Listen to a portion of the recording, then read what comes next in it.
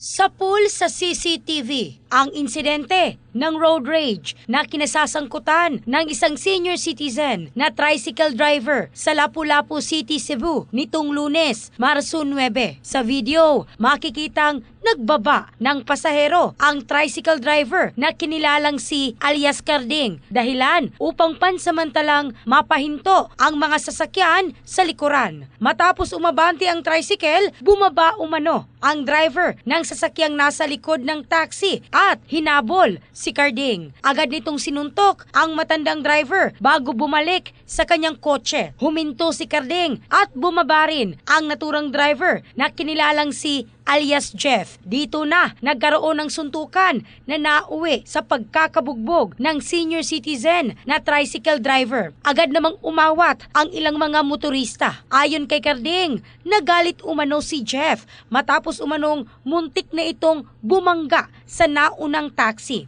Nanawagan naman ang pamilya ni Carding sa mga opisyal ng lungsod na tulungan silang mapanagot at madisiplina ang naturang driver. In the heart of changing lives. Ako si Michelle Craste ng Brigada News Philippines, the Music and News Authority.